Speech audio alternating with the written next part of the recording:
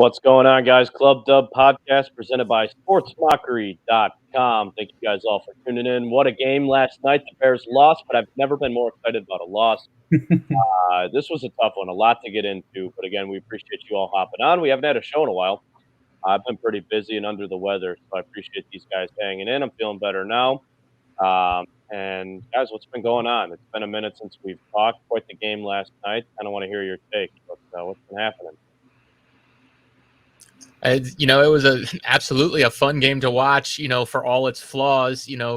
We all know what happened. The referees were an absolute disaster, and it really marred how the game could have, should have, or would have gone. But, it ended up being way more exciting than probably most of us expected.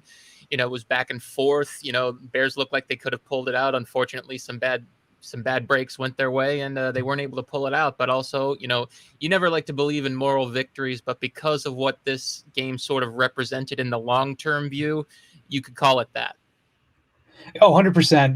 It's just one of those things where when you're in the moment, you're watching the game, you're looking at it, and the first half is like, typical Bears primetime performance under, Matt Nagy, and with the offense doing what it's doing and just penalties and whatever, looking bad.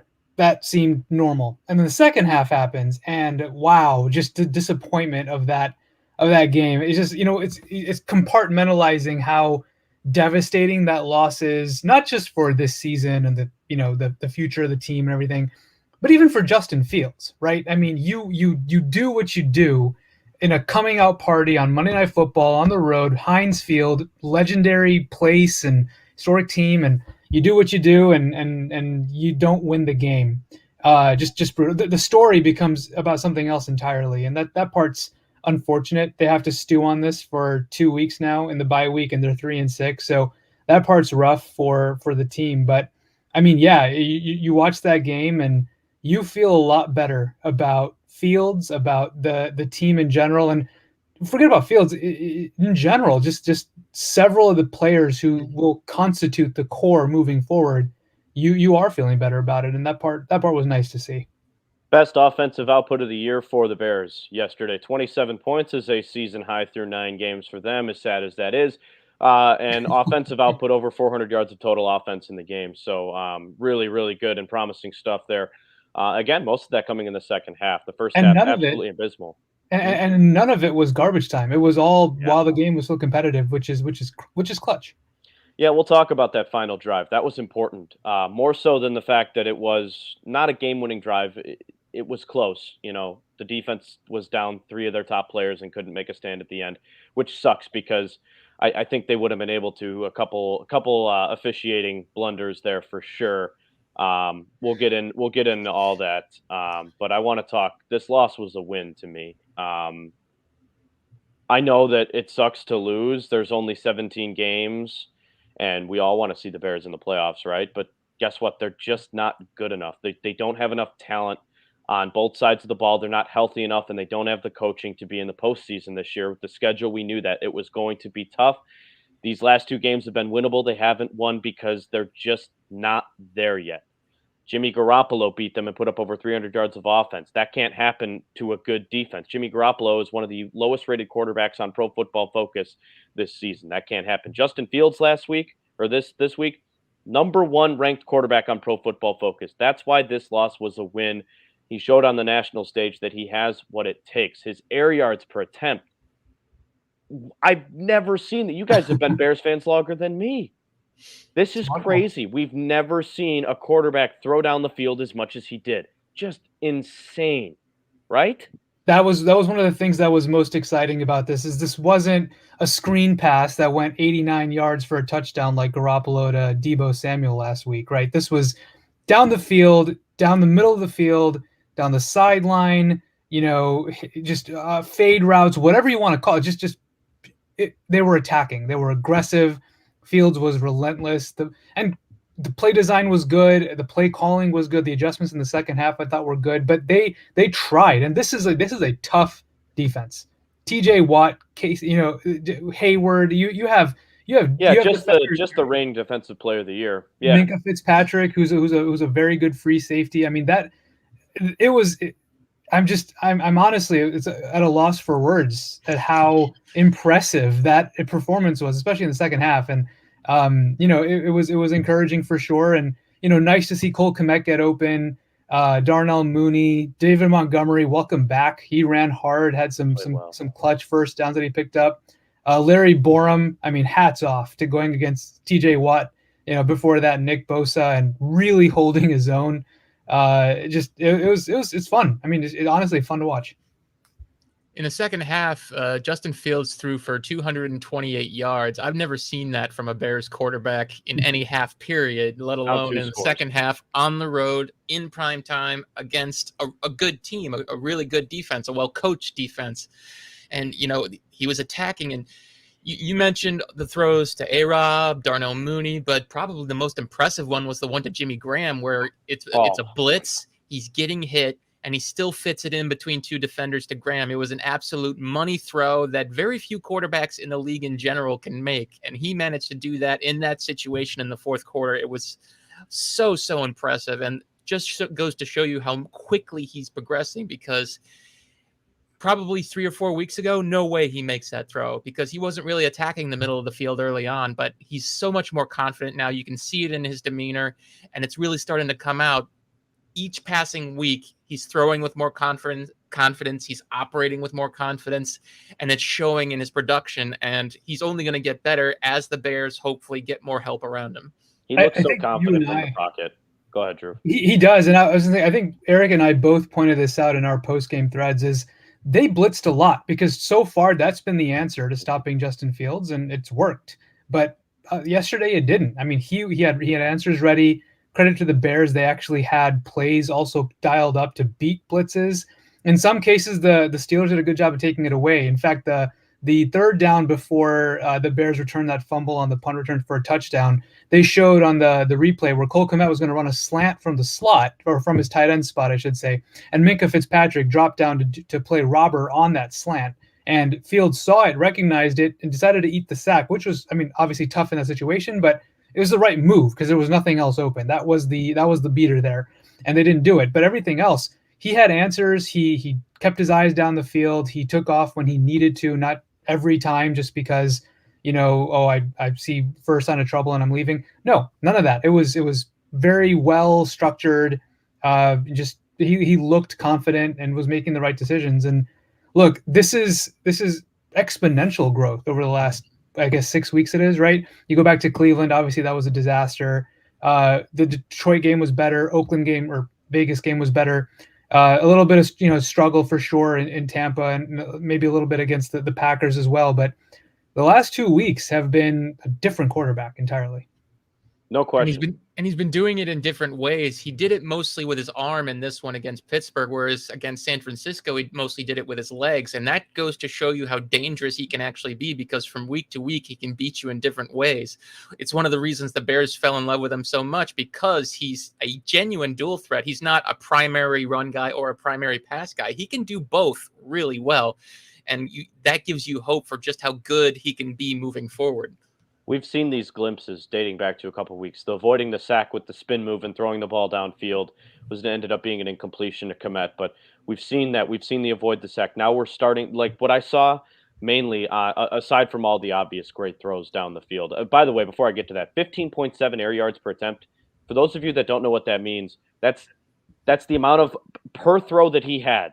That's the amount it went down the field per reception. Like that's the second highest air yards per attempt this year in the NFL. There's only been, of the hundreds of games played, only one other quarterback has thrown for more yards down the field. He's going for the kill shots. He's not dinking and dunking the ball around. He's not throwing to the checkdowns. He's making things happen. He's playing at a high level these last 2 weeks. And that alone, the 15.7 air yards per attempt is the stat to take away, if nothing else. I know that there's a loss. I know he only had one touchdown. I know that there was another interception in there, which was a really nice play. Who had that? Was that Hayward, by the way? Yeah. That was a really, really nice play. That you don't see those much. Those are elite players. He The should have way had he 2 played. touchdowns. Unfortunately, Jimmy Graham couldn't get a hold of that one. So, Well, you always he got to keep caught one and they context. called it back, Yeah, right? Graham's catch that was actually called back because of a phantom low block. James Daniels missed the fucking block. So he could have had 3. So, Exactly. again, it's always about context.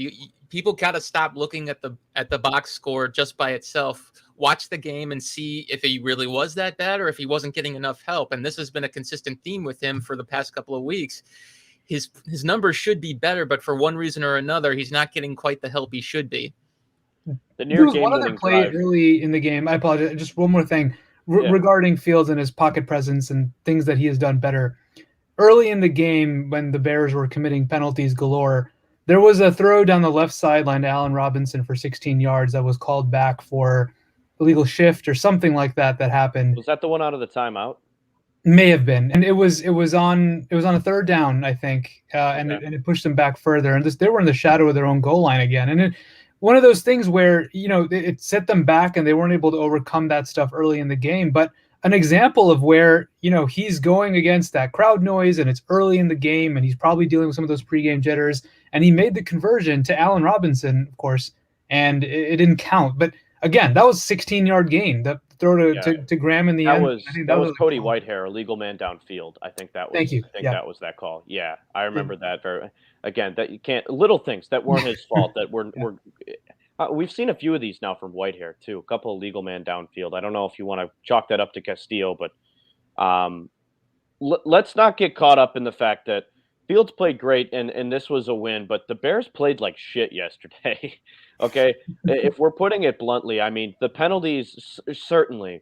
There was a handful of penalties that shouldn't have been penalties. Absolutely, the late one on Jalen Johnson in the fourth quarter that ended up being 3 points for the Steelers and ended up ultimately being the difference in the football game. The hand fighting that shouldn't have counted in a physical game. You see how Minka Fitzpatrick was hitting people in that game, and they were going to call that pass interference. Get out of here with that. Absolute trash. That one, the low block. The taunting penalty that we're obviously going to touch on.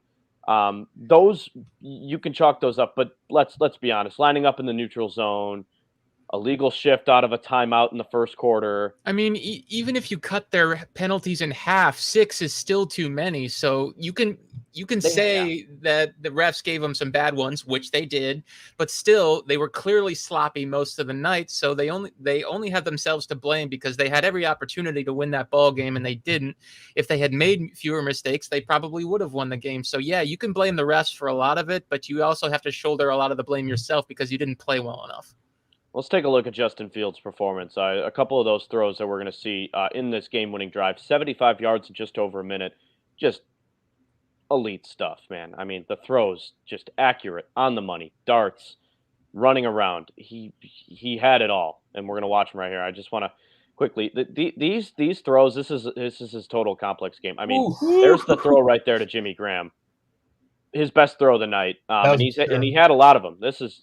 Bang. Matt Nagy called that one, the one to Graham. He called that a top 3 throw in the NFL this season. He's right. Probably right. Yeah, that was insane.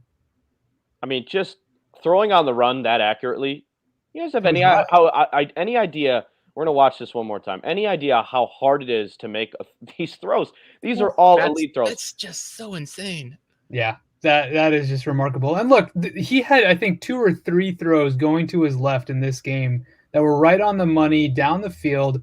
When did his predecessor ever do that? And look, it's not about Trubisky. It's about the Bears have a quarter. You know how hard these throws are? Look, yeah, that's ridiculous. What I just said. Look at how hard that throw is on the run. And the great little thing about that one, sorry to interrupt you, but what I loved about him was he tucked the ball a little bit to make sure nobody swatted it away. And that's been a problem I've had with him the past couple of weeks. He hasn't done a good job protecting it. So that tells you that he's sort of teaching himself, okay, when I start to run, make sure you protect that ball because somebody's going to swat it out. So that tells you he's doing the film work and realizing some of the things he needs to clean up, and he's doing it, and it's showing on the field. This is exactly what you want to see from your young quarterback.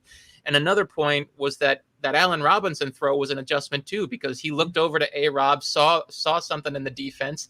A-Rob made a signal. He changed the play, goes to him, 39 yards, perfect execution. And that's, again, one of those little things that you just want to see from your young quarterback. So everything was so encouraging about that performance.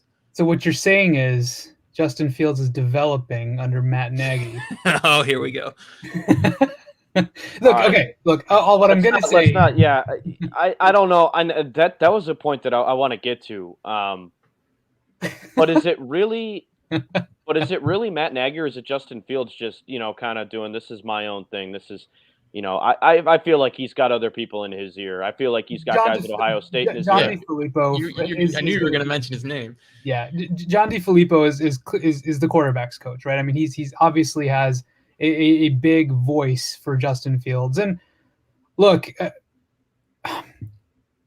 let fire the coaching staff. It's fine. But what I will say, though, that Fields developing on his own, whatever he's able to do this year is great. The hope is that next year, whenever he gets a coaching staff around him, they're not giving him any sort of, they're not trying to make him into a different quarterback. I like the trajectory he's on. He's recognizing blitzes now. He's reading the defense better. He's getting protections, lined up better. He's becoming more confident on, hey, I'm going to throw the ball here, and then if I don't see it, then I'm going to run. I like his trajectory right now, and I hope that doesn't change. Yeah, let's not overlook. And the thing I'll admit, sorry to, again, I keep interrupting. No, you're good. No, you're good. But the thing you're absolutely right. Matt Nagy, Bill Lazor, John DeFilippo, they've helped him understand what it takes to be an NFL quarterback, how to study film, how to do all that stuff. They've done a great job with that. The problem we have with them is they haven't put a decent enough scheme around him. They haven't worked well enough to his strengths. And that's sort of the reason why a lot of people, rightfully so, probably want them gone. They want somebody who can put that scheme to maximize his talents, because we don't believe that they're capable of doing that. So that's sort of the divide. It's not that they're not doing a good job of teaching him how to play quarterback properly. It's that they can't put the scheme to maximize what he can do. I will all you say, need to do is look at the first 30 minutes of gameplay. That's all you need to look at. It was you need bad. to look at the first half, and they didn't do anything they did in the second half. And this is a constant occurrence. It's the slow starts. You can't play one half of football and expect to beat a team like that, even though they did technically win that football game. You can't do that, though. If you put together a game plan, the first, what did we say 3 weeks ago? The first couple drives of every game are scripted plays. You should go into that game knowing every single play of it. Shouldn't be this, oh God, what's the second play of this game? You had all week to watch a Pittsburgh defense on film. You should know every single play of your first couple sequences, and they didn't. They're not even throwing to the sticks on first down. It looked like a Mitch throw. All of what happened in the second half needs to happen in both halves. I can't believe I have to say that again. Like, it should not take this long to develop.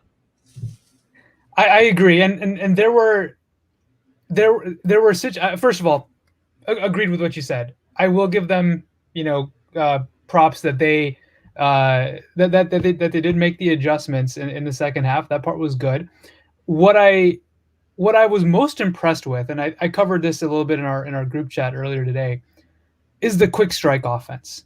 They scored, I think they had a 5-play drive and a 7-play drive. I think both ended in touchdowns. When has that happened? Like that doesn't happen for this team. They went down the field quickly. We already talked about vertical offense, being aggressive, going down the field and moving the ball well.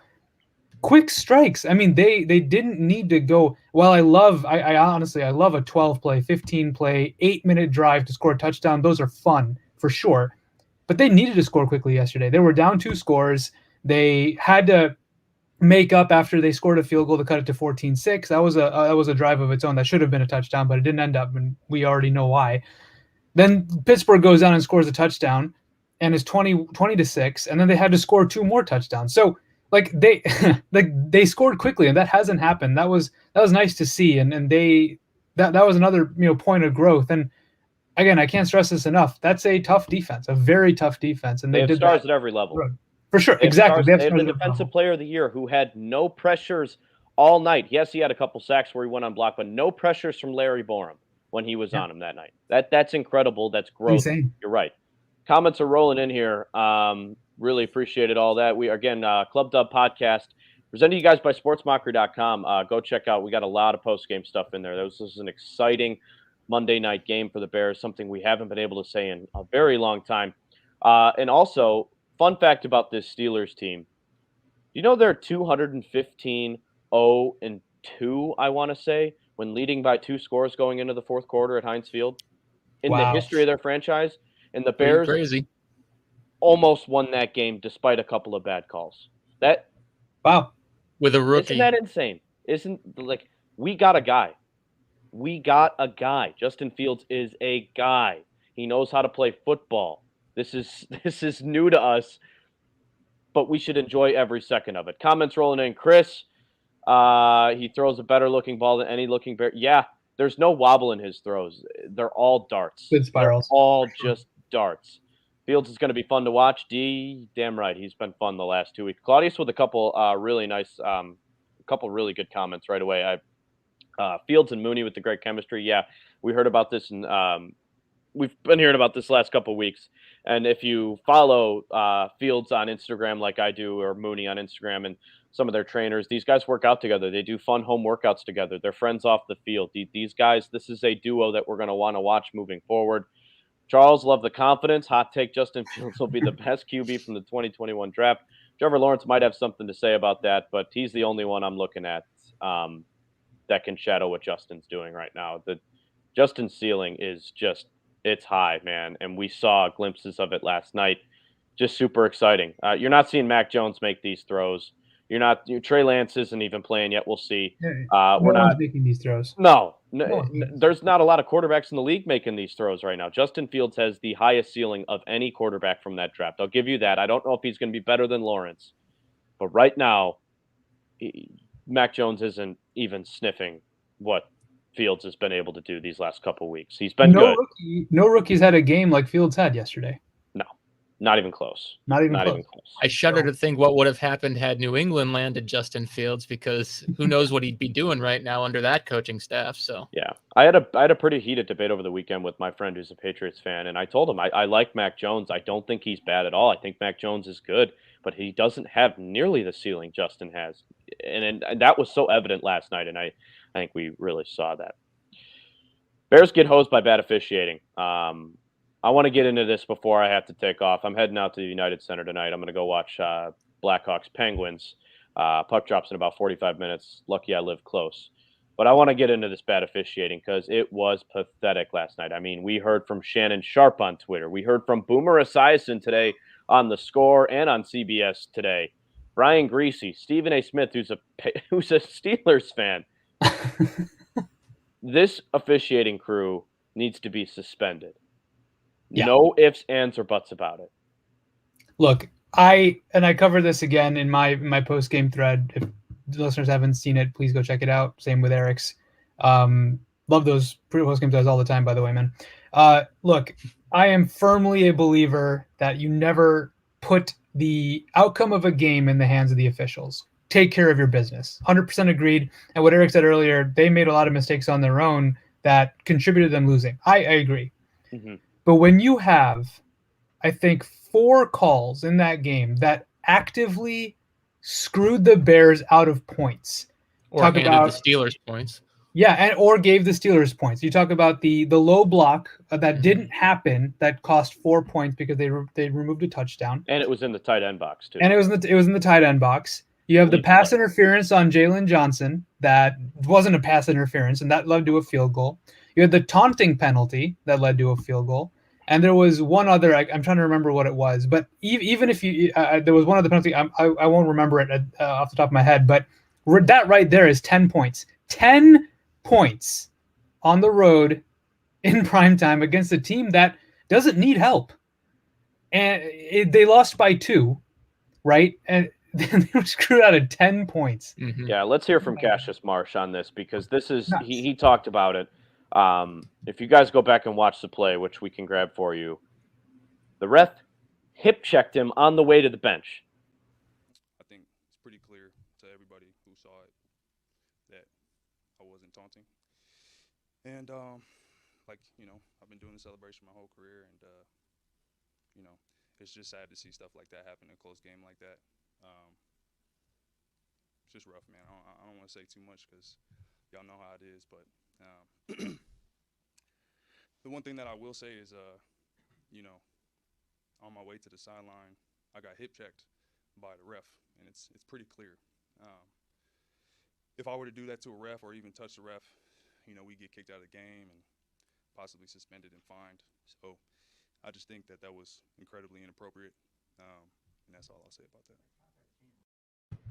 And it was incredibly inappropriate. I mean, I'm going to pull up the video right now. I actually just got it. I just got it downloaded. I'm going to try and get it up. But these officials were Pittsburgh Steelers fans, and I mean, tell me I'm wrong.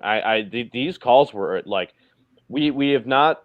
There are bad calls in every NFL game. We can't expect them to be perfect, but a sign of a good NFL product is when officials aren't known to be there. They're making calls occasionally, but when every single call comes into context, and when every single call is now under the microscope. Yes, it was a nationally televised game, so everybody was watching it. But when I hear Boomer Esiason, an NFL MVP and a Hall of Famer, and Shannon Sharp, NFL Hall of Famer, four-time Pro, or I forget, I think four-time Pro Bowl. I mean, these guys who have these prominent standings with this league and played the game for decades, when they come out and say that these calls are wrong, and they're these judgment calls, what are we doing here? I mean, the Bears got screwed out of a win. Look at this hip check, and then you see him reaching for the flag and baiting him into this. This can't happen. Here, watch this again. No, he's already reaching. He was directing. Here, watch this again. No, he's already reaching. What the fuck is that? Come on, man. Look, I mean, look, is that more obvious? Like, or am I making too much out of that? No. Did you hear? Adam Hogue of NBC Chicago basically put Correnti's feet to the fire yesterday after the game? Did you see his responses? Yeah, and the NFL He said he back in didn't the day feel said it, which He is didn't feel it. horseshit. There's no way he didn't nonsense. feel that. And then the NFL today said, "Oh, we back his taunting call. That was the right call." Okay, well then, where was your taunting call when after T.J. Watt's, I think, second sack in the game? Blew a kiss towards the Bears sideline. Yeah, where's your taunting call? And where is Marsh's gesture to the sideline? He took 2 steps or 3 steps towards the sideline. Didn't say it. He may have said something, but you can't see it. There was no gesture. He didn't was say that? anything. He just looked, and and apparently the ref felt that was enough. Taunting or not, we can't have judgment calls in the NFL. This is the highest level of sport. I know that what they're trying to do. I know they're trying to uphold the integrity of the game. Yes, I'm okay with that. But put in stipulations. None of these guys know the rule. Aaron Rodgers is allowed to flip off fans and yell, "I own you" to fans, and that's not taunting for some reason. So you can taunt the fans, you can't taunt other teams. Okay, we got that in there. You can't look at another team's bench after you just made a ginormous play of the team that cut you a couple weeks ago. Come on, guys. This is becoming the no fun league again. After we just had celebrations put back into place. And Correnti's explanation about the low block on James Daniels, it was I think he said something to the effect of, "I had to judge whether there was contact." Like, as if that's up for debate. Like, I mean, if you're not sure, you don't throw the flag. Come on.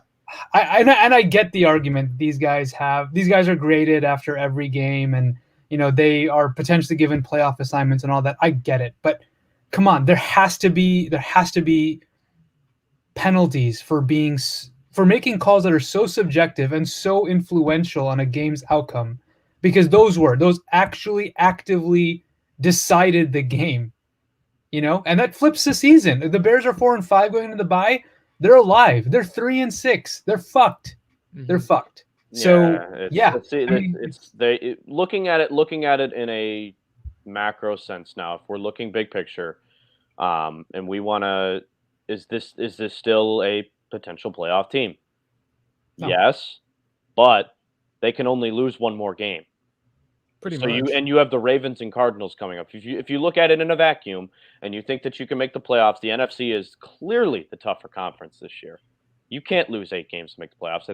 I think 7 is your max, and you'll be that second wild card spot. This was just these last 2 weeks. Last week was just a bad loss at home with the defense, but this week, a game that they did outplay the Steelers in, a game that they had the better quarterback in. You can't allow officiating to dictate a win like this, and I get that Cassius Marsh, and not a lot of people know who he is, and maybe he should have been a little bit more calm. And really, I heard that argument a lot today in Chicago media was, know who you are, don't go out trying to I'm not with all that. I'm not with all that because we've seen the NFL now push these guys to celebrate and enjoy their victories. A guy who's trying to make it in the league, who's been cut by practice squads, had a huge play. Celebrate that, and he did, and he got penalized for it, and that really sucks. The NFL right now, taunting is backwards. If that's the case, I backwards. mean, cancel celebrations in the locker room if you're a road team. You know, that's taunting, isn't it? You just won in a opposing player stadium. Don't celebrate. I mean, this kind of stuff is it's way too far. And I get John Mara. I'm not surprised John Mara was in favor of it because the Giants are often embarrassed. But you know, like it just these rules are absurd, and it's got to stop. It's just got to stop. Let's hear from the guys on NFL Live today. They had some good explanations on this. I think you can't make this call subjective. If there's going to be certain rules or certain things that are officiated in this, they need to be definitive. I need to know that I can't stare at people. I need to know that I can't flex my muscles. I need to know that what I've worked my entire life to do, the thing that I've stayed up from 5 in the morning till midnight every single night, the thing that I've gotten therapy and needles stuck from my neck to my ankles, the reason I've been in cold tubs and hot tubs every single morning, and the reason I've ran through film 80 million times was so I can make that one play. And you mean to tell me on that one play, I got to calm all that down that went into this because somebody who can't do what I do, who ain't never done what I done, and don't know what this feeling is like, gets offended by it? And I wish I freaking would. It's a good word. Yeah, Well said. I mean, Yeah. you can't say it much better than that. Former Steelers disappointing. safety Ryan Clark too. Yeah. So Just disappointing. I mean, we heard it from Steelers fans last night. We heard it from the media. It was a disgraceful NFL performance, and the fact that they backed it up today and backed up that call, they're backwards. This is. It looked like a failed police report. Honestly, it did. It looked like a bunch of lies on a piece of paper on a failed police report. It was that bad. And I obviously don't mean to compare those two things, life and football, but it was horrible. Bears lose the game, maybe not because of that, but certainly a big portion of it. I'm going to get going. I got to head out to the UC. I want you guys, again, we got a quarterback, guys. Let's celebrate that. A win and a loss. It didn't happen. We saw some growing pains these last couple weeks, but for Justin Fields to do what he did on the primetime performance, and he's going to have a few more shots at it this year, we can celebrate. We can smile because, listen, you're starting to see week after week a couple more things, avoiding some sacks, less bad throws, more shots down the field, and a little bit just he's more loose. The progression is there. We got to believe in it because it seems like we got ourselves a quarterback. Well said. Well said. And the last thing I'll say, I know you got to leave, so we can wrap up here. Do you guys want to take questions, or do you want just? We'll be back. It's the bye week, so for the listeners, we'll be back. It's the bye week, so we'll be back with another episode. Maybe a little bit more big picture on where the Bears are here at the midway point of the season, going into the bye. This one was more for reacting to that loss. I will say one last thing. The Bears are exactly where I thought they'd be when I started predicting the season at the beginning of the year. 3-6, having lost to the Steelers. Mm-hmm. I still had them finishing 9-8. Now, the way these games have gone, we'll see if that really changes. But look, with Fields' performance the last 2 weeks, it's not out of the question they can pull off some upsets in the second half. So we'll see. Maybe it's not about 2021. But hey, as long as the Bears are entertaining, I guess that's really all that matters for 2021, and Fields making his progressions, and that's what I'm looking forward to seeing. Final thoughts, Eric? It was always about Justin Fields the moment they drafted him. You wish they would have been a better, contender this year. They had their opportunity. They played well early on, but, the defense is regressing in some bad areas, unfortunately, and the offense really got off to a horrible start. And now that the offense is coming around, the defense is starting to slide. So they can't just seem to get them both playing well at the same time. And that's kind of where they're at right now. I think next offseason, they're going to be focused on building around Justin and seeing if they can retool on defense if possible. Maybe they'll, reel off some unexpected wins in the second half. I don't think there will be that many of them just because other teams, are in a better position than they are. But, I think they'll be competitive in a lot of games. I think Justin's going to play well in a number of those games especially because a lot of those opponents just aren't very good. So that'll only build his confidence moving forward. And that, more than anything, is what's most important. No question. Ravens are going to spread them out. Bears got a bye week coming up. Ravens are next. Lamar Jackson's the front runner for MVP in the National Football League this year. He's been playing outstanding. But the Ravens are a beatable team because they're up and down. They have weeks where they just look terrible and weeks where they look really good. It's a home game for the Bears. It's going to be really this. I might get tickets to this one. This is going to be a really fun matchup. Two very dynamic cornerbacks. Bears put up 400 yards of offense on Monday against one of the league's top defenses for only the second time since 2019. Justin Fields, the number one ranked Pro Football quarterback of the week in the entire league as a rookie. Damn impressive stuff. We can celebrate. It was a win, but a loss. Bears are 3-6. Bye week coming up.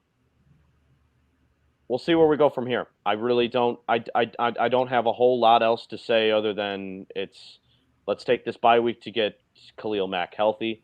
Let's get Akeem Hicks healthy. Eddie Jackson, I think, the hamstring. A lot of holes on defense, but we'll certainly see. So we will certainly see. Club Dub Podcast presented by SportsMockery.com. For Eric and Drew, I am Kevin Wells signing off for now. Go Blackhawks.